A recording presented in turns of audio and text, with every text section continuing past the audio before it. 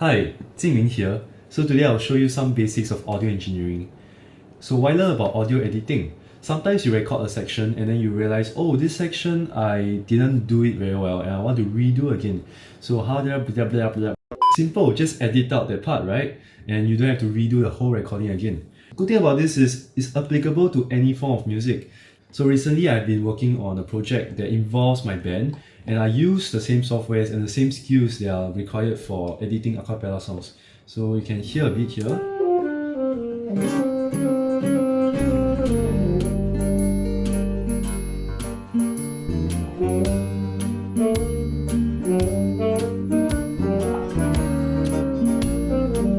Okay, originally it wasn't like this lah.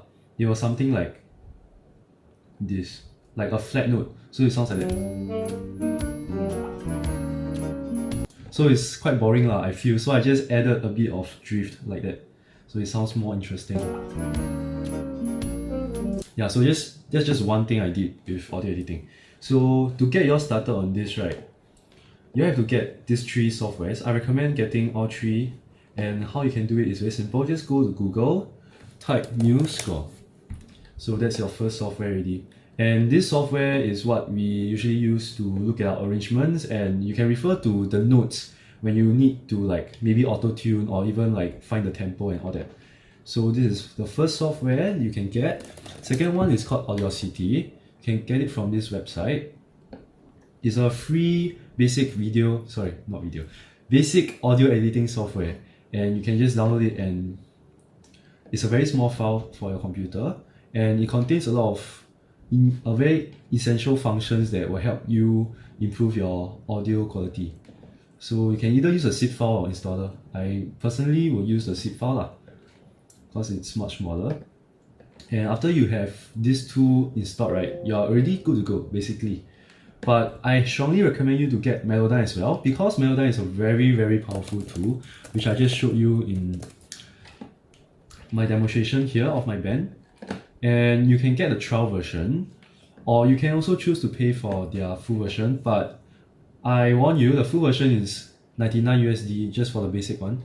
So I would recommend you to get this when you feel that you are ready to edit your audio. And I think 30 days is actually sufficient time. But for now, I won't be using this. I'll be demonstrating all the required skill sets using Melodyne 4, which I have. Yes, which I have. By have, I mean like. Okay, but anyway, let me guide you through the steps of audio engineering. So the first step I usually do is I have all the raw audios, right? So I'll just trim them, align them, and cancel out the noise. So after that, I can import them straight away into my Melodyne. And from there, I can show you some interface shortcuts that you can use and some cool functions they have. After that, I will show you how to edit like each track. Maybe I have an auto track. Then I'll just focus on auto track alone, and I'll just do auto tuning, tempo changes, and maybe some parts louder, some parts softer. And last but not least, we'll just combine everything together after tuning all the tracks. And that will include how to improve the harmony, improve the mixing and all that. Okay, so after you download all your softwares and you have your folders of raw audio to work on, just want you to import everything in.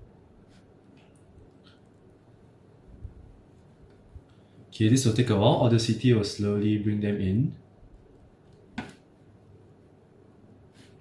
Okay, after which you can maximize your screen and you can follow my shortcuts, Ctrl F, Ctrl Shift F. This will bring everything in view. So right now you have your tracks all right in front of you. And unfortunately for me, I think they are all unsynchronized. You can see they don't end at the same time. And if you play them, you can double check that it's indeed unsynchronized. Amazing. So my first step is usually to rename all the tracks so I can work on them easier. So let me check what part this is. This is auto. This one? Tenor. Just do the same for the rest. Okay, so now that you have renamed everything, right? It will also help if you rearrange all the tracks in the correct order. So beatbox will usually be all the way down. Then followed by bass, followed by tenor. So now I just arrange beatbox, bass, tenor, alto, mezzo, soprano. So I have to fix the synchronization first. Usually you will start with a beatbox, but unfortunately this song doesn't start beatbox first. So I'll do the bass part. And the auto will come in first, so I'll just rearrange these two. So I want to align the auto track to the bass track. So I just have to arrange a bit. The bass is early. Because you know I'm all about that bass. So it's kind of perfect already, but I can show you like you can use this waveform and this waveform to like synchronize. So it's both a visual thing and an audio thing, I must say. So next one is the tenor. I will do that right now.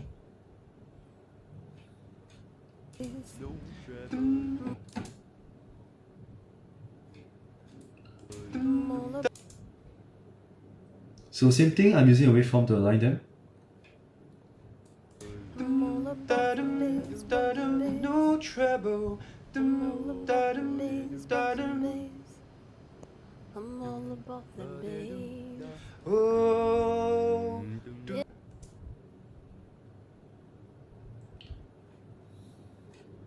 I'm all about the bass, about the bass. No treble. I'm all about the bass, about the bass. I'm all about the bass. Oh. Yeah, it's pretty clear. I know. Yeah, so tenor done. And just do the same for the rest.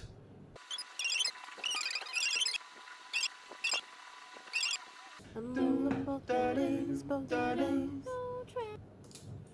So I just finished mezzo. I'll do the sop part now. This is relatively easy because both sops and mezzo have the same part.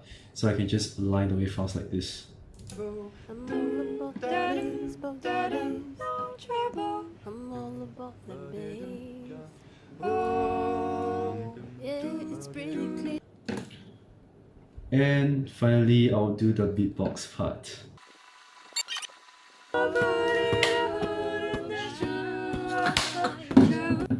So we know everything is in sync now. The next step is to remove the noise. So I shall demonstrate that with the sop part.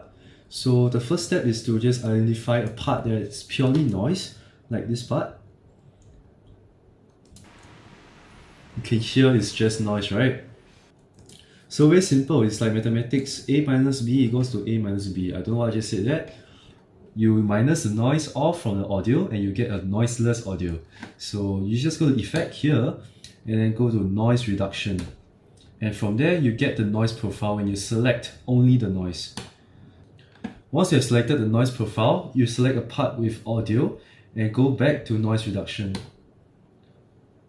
Now select residue and use this function to preview the part that is going to be filtered out. So basically, ideally, you should only hear the noise. You shouldn't hear any voice inside. So let me try the default setting. Okay, maybe just down a bit. You can just play around with the values. So this is how much it will determine noise is, and this is how much it will subtract by. So if you can still hear a bit of voice inside, you might want to reduce this setting. If you're happy with that, you just cancel, select the whole thing, and then just use the values you used before and click OK with reduce selected.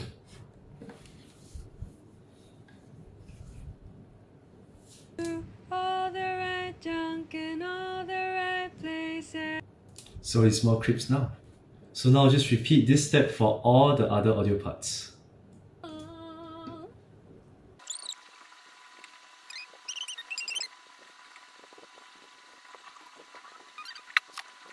Okay, so I just finished removing all the noise and I shall play back to see if there's still any more noise inside. Yeah, it's pretty clear. I'm a size two, but I'm shaking.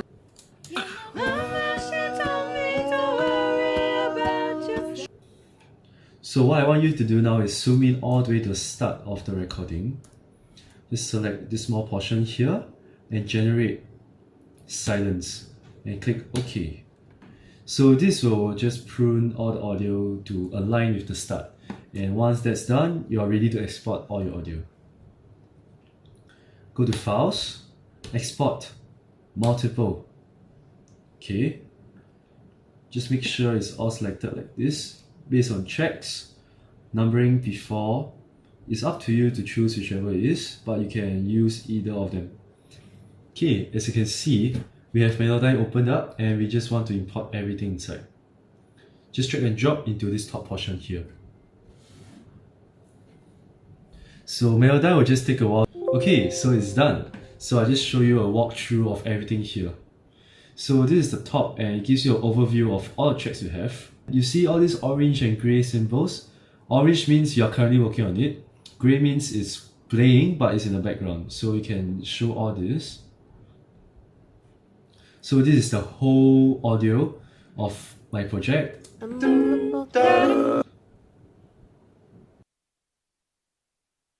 Anyway, Yeah, it's pretty clear. I'm obsessed too. so each orange part will show that you're working on a certain part, and for example, this is a sword part, you can see the sword part highlighted. Right? You can use this function to also mute certain parts. Like let's say this part I don't want the auto to sound, so it'll just be instrumental.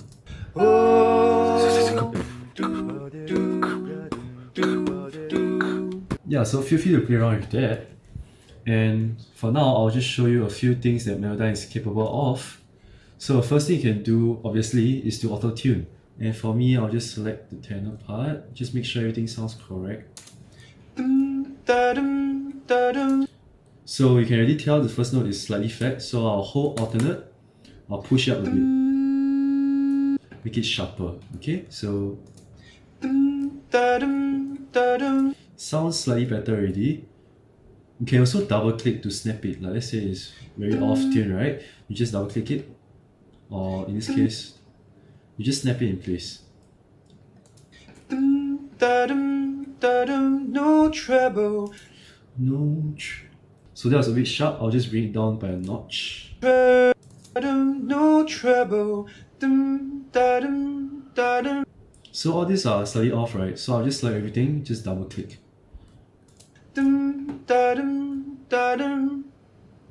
Yeah, so it's okay now. Oh, do.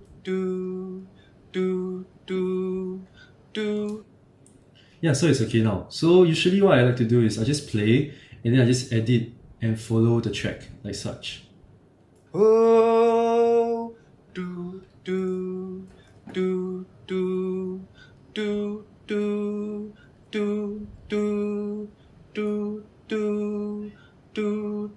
hold the right tongue in all the right places.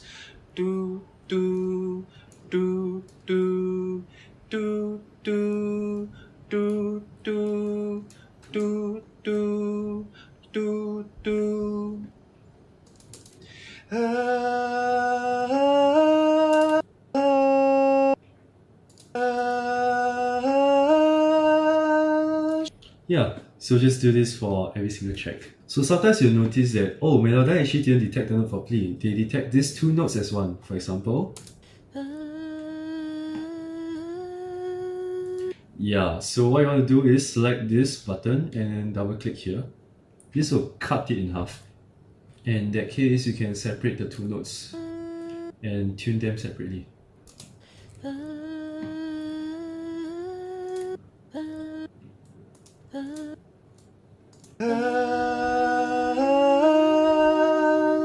In this case, you notice that, oh no, the tenor is much louder than the alto. So you can use this amplitude tool, just select it and select the alto part, increase it. Alternatively, you can also reduce the volume of the tenor as well. So now they are more balanced.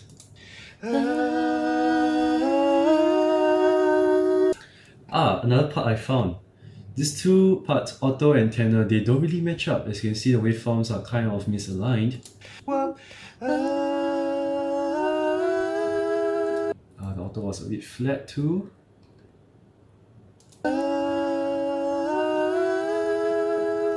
Yeah, you can see that the alto was a bit late here and a bit early there. So what I can do is select this tool here, the time tool, and you can just hold this, press alternate, and just drag across like this. Just make sure they match. So another thing you can do is separate this from here, so you can align this with the auto. So just double click this, and then use the time tool again to drag this back to align it.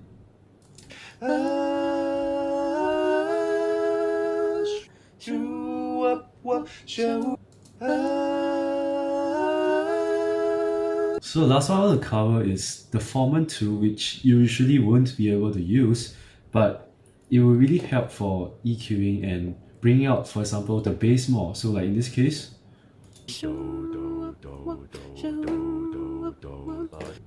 so you might want to bring it higher.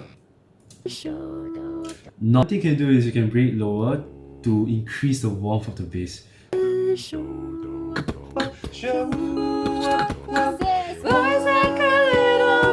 So after a few hours of editing, you'll just get something like this. This is the final product that I used for NES Resonance. It sounds like that. Now I'm just playing, I know you think you're fat, but I'm here to tell you every inch of you is perfect from the bottom to the top. Yeah, my mama, she told me don't worry about your sound. Yeah. So that's basically the 4 basic functions. There's pitch changes, there is amplitude change, there's time tool, and there is note separation. So with all the editing work you have done and you are finally satisfied with your product, you can export your file. Just go to File, Export, Usual range for this track, and export. And find a folder for that. Okay, so these are all the exports we have, and all we need to do for the last step is to import all them into Audacity. So now just double check whether everything is synchronized properly.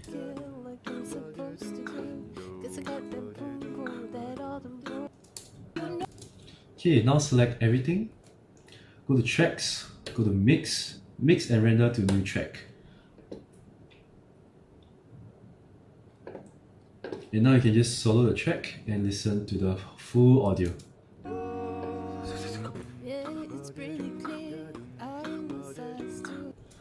So the last final step is you can see there's a lot of like vacant space left here, right? You want the software to maximize the waveform. So basically make it as loud as possible lah. You can play a certain part of the song, maybe somewhere with a lot of loud parts.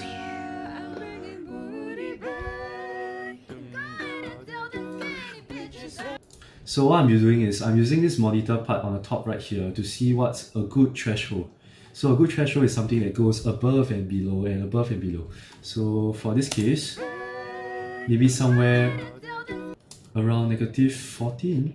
So I just select everything, double click, compressor, -14.